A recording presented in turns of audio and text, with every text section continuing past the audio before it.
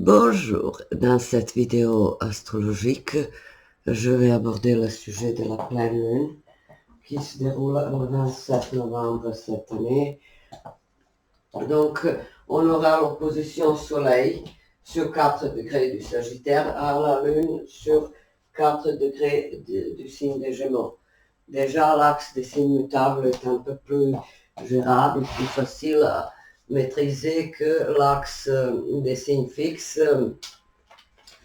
Donc, Soleil est conjoint à Mars. On a ces derniers mois cette conjonction Soleil-Mars qui parle d'un côté dynamique, énergique, d'une particularité de l'action, l'importance de l'action forcément au détriment de la réflexion. Quand on a Mars, on n'a pas trop de temps, on n'a pas trop d'envie pour... on n'a pas d'envie d'approfondir les choses, on fonce et on ne s'arrête pas. Donc, Soleil conjoint à Mars en Sagittaire, ça change par rapport à la période précédente où nous avions l'impression d'être confrontés tout le temps aux obstacles, déclin, vieillissement, échec ou stagnation ou une ambiance carrément lugubre avec un amas planétaire en Scorpion. Donc au mois de novembre, c'était le cas, même au mois d'octobre, disons. Donc cette ambiance change considérablement, donc il n'y a plus de place à ces réflexions éternelles sur le sens de la vie et de la mort, sur les choses qui nous dépassent, donc pour la fatalité représentée par le signe du Scorpion, on est sorti un peu régénéré et on est maintenant dans un renouveau. On s'est dépouillé symboliquement avec le signe du Scorpion et maintenant avec le Soleil en Sagittaire. Il nous reste à aller plus loin, découvrir les horizons lointains, de nouvelles aspirations, nouvelles ambitions intellectuelles. Donc le Sagittaire représente les voyages, l'élargissement de l'esprit, donc ouverture d'esprit et énergie positive, je dirais. Une énergie symbolisant la croissance, l'expansion, l'envie d'apprendre, de ne pas s'arrêter sur les choses figées. Donc le Sagittaire est un mouvement perpétuel et même un mouvement un peu dispersé. Donc les actions marquées par ce climat du Sagittaire, ces actions peuvent être un peu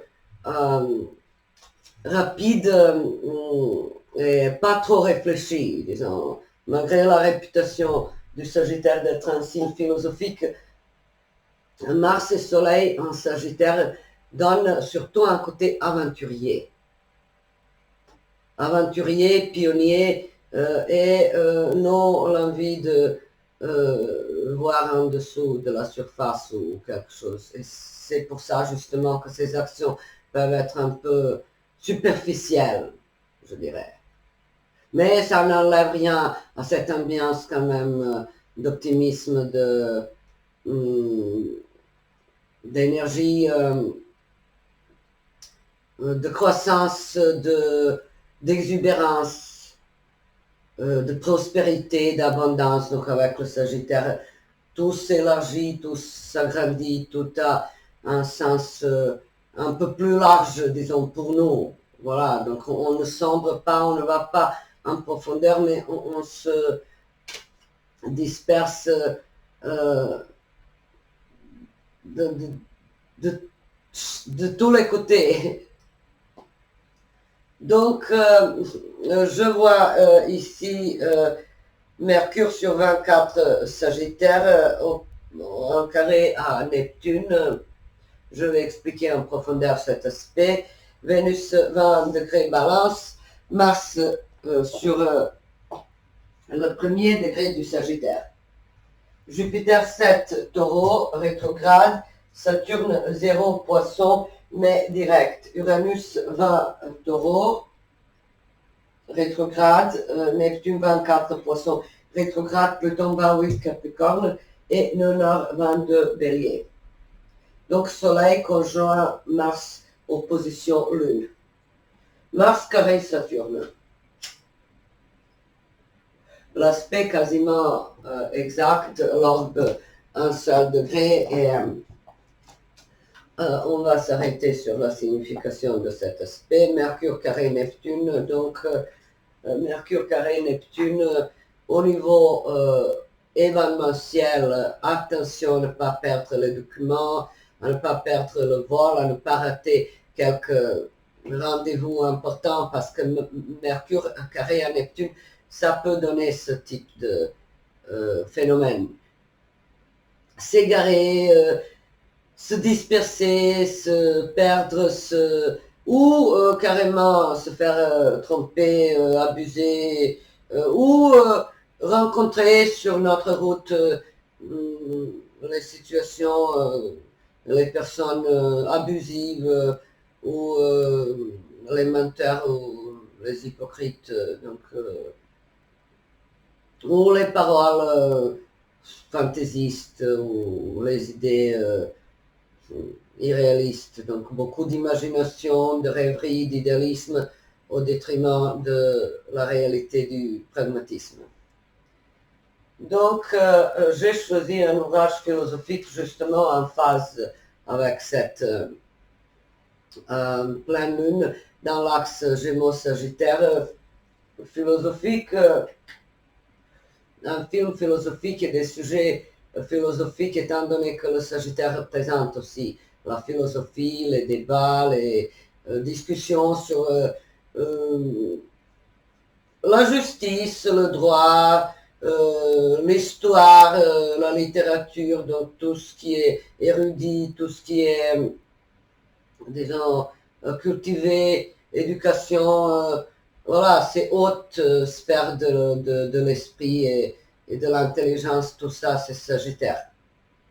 Vous voyez, l'envie d'apprendre, de ne pas rester prisonnier de quelques préjugés, de quelques anciens schémas surannés, des choses. Donc les Sagittaires ont cette réputation d'être très modernes, d'être réformateurs, de dépasser les limites de ce qui existe déjà. Donc aller au-delà des contraintes et des limites et se projeter vers l'avenir surtout.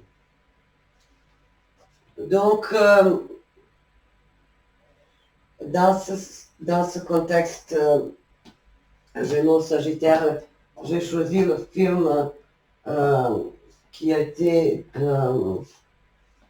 tourné à partir du roman éponyme de Milan Kundera, L'insoutenable légèreté de l'être. Le livre est sorti officiellement en France en 1984 et le film américain réalisé par Philip Kaufman en 1988 et avec Juliette Binoche. Donc on a 4 personnages principaux qui incarnent au niveau métaphorique les qualités de l'être, de la sensibilité, de l'approche envers la vie. Donc Thomas est un brillant neurochirurgien dont la vie est affectée par le courant politique et les événements qui surviennent à Prague donc, en 1968 et sa vie privée est bouleversée, en l'occurrence par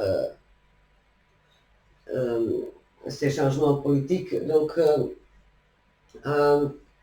sa femme, Thérèse, est une personne ingénue, naïve, donc à la différence de Thomas qui incarne à la fois le mari et le séducteur qui enchaîne les conquêtes, elle est entièrement dans le devoir de l'amour pur, noble, qui exclut un peu la libido et les choses charnelles et qui est donc très, très épuré. Sabine, c'est une peintre, une intellectuelle, la maîtresse de Thomas avec qui il partage, je dirais, le même verbe, le côté libertin et la curiosité intellectuelle. Et elle a un amant, Franz, un intellectuel aussi. Donc ces quatre personnages représentent chacun la légèreté ou la pesanteur de l'être. Donc Thomas, la légèreté et Sabine, alors que Thérèse et Franz incarnent la pesanteur. Donc ce sont les... c'est une, disons, définition philosophique de la nature humaine, de la condition humaine, et le roman comme le film approfondit le sens de cette attitude envers la vie. Donc soit on est léger, soit on est englué dans quelques contraintes, dans quelque chose de sérieux, et dans ce sens-là, l'écrivain a privilégié, refusé la thèse de Nietzsche selon laquelle il y a un éternel retour et un espace cyclique dans l'univers et dans la vie humaine. Et donc, il rejette cette hypothèse de l'éternel retour et parle de l'histoire unique, selon laquelle tout ce qui nous arrive, ce n'est qu'une seule fois dans la vie. Donc, il faut savoir saisir les opportunités au moment où elles se présentent et non trop cogiter et se poser des questions. Donc, ce sont apparemment les idées opposées, vous voyez. Donc, d'un côté, on a les personnages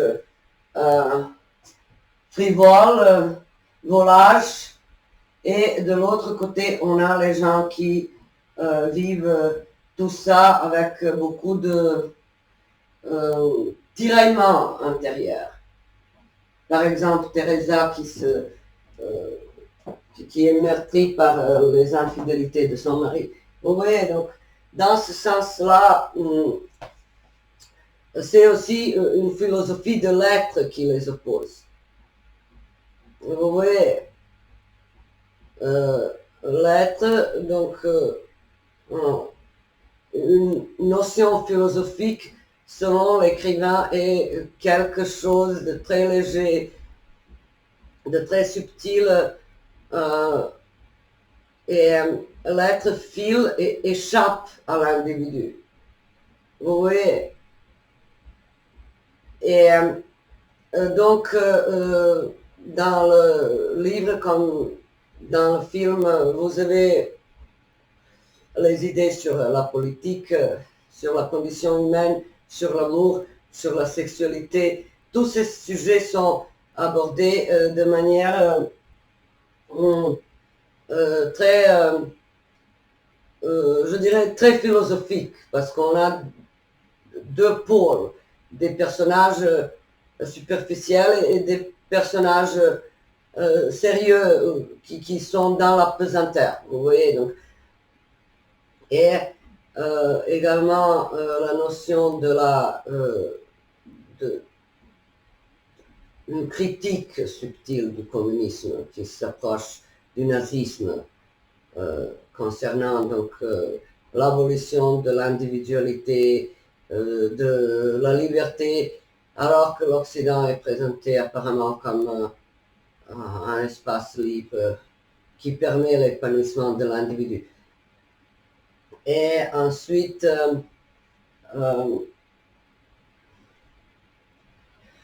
On a donc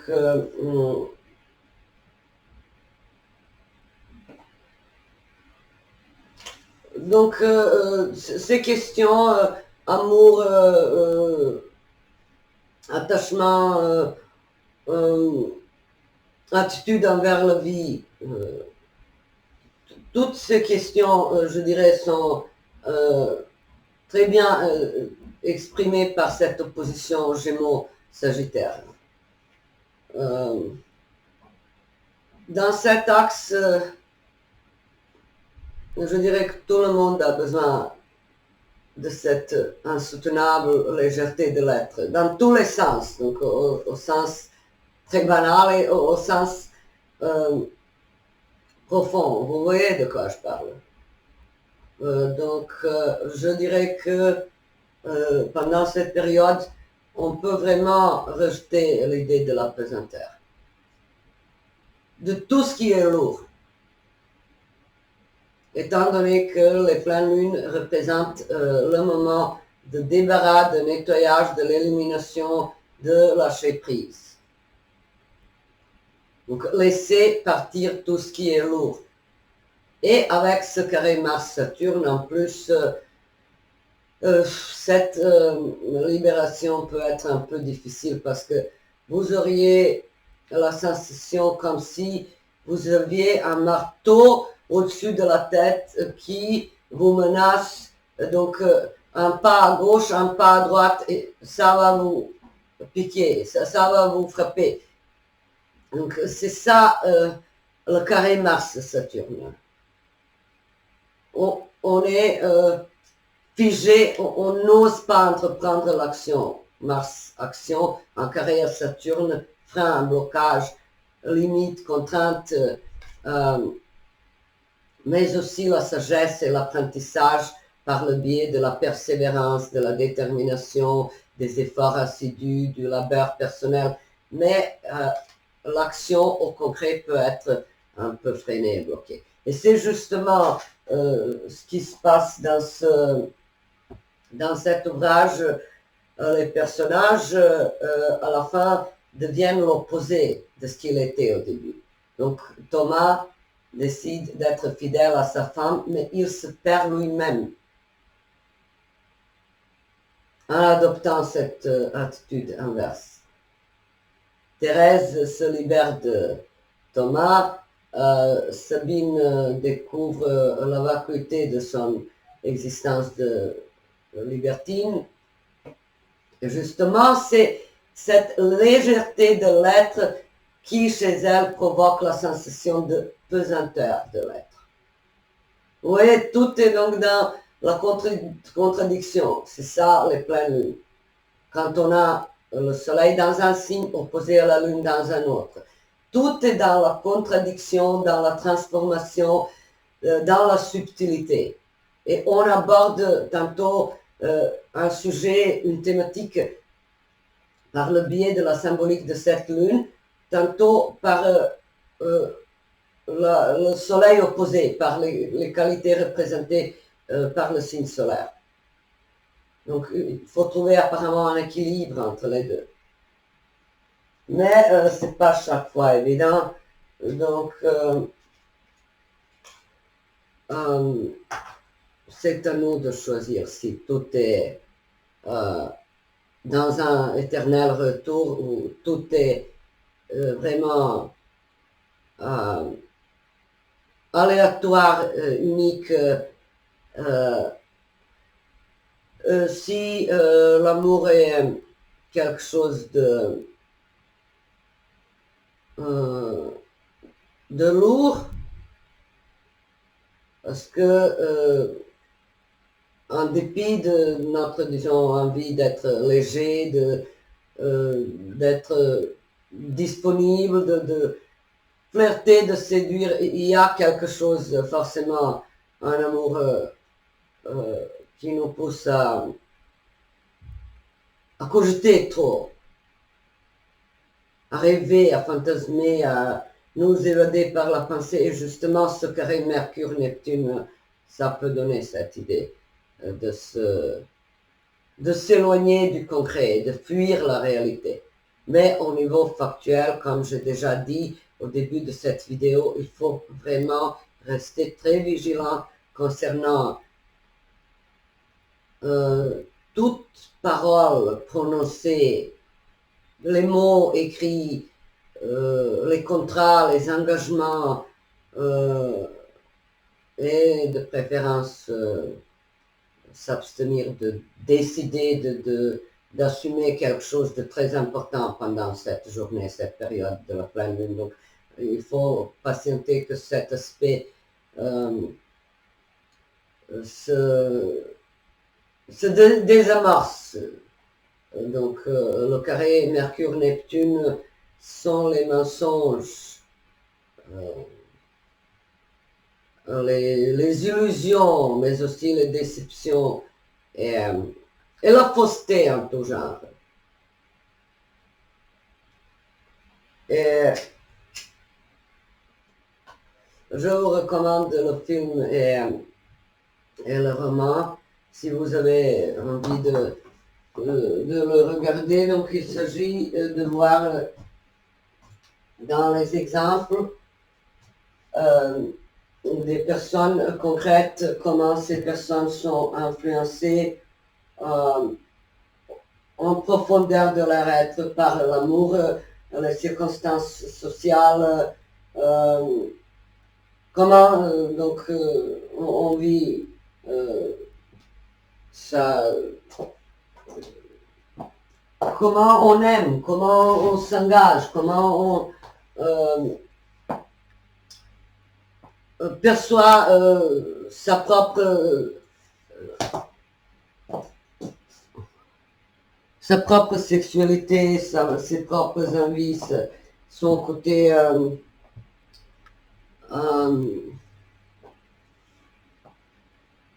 disons terrestre. Et donc dans cet axe, c'est l'opposition de la lumière à l'obscurité, de la fragilité à la solidité. Donc ces oppositions subtiles, ça pourrait nous faire réfléchir sur les choses comme ça dans notre vie. Mais comme je précise, l'ambiance est pour autant beaucoup plus soulagée et facile à maîtriser que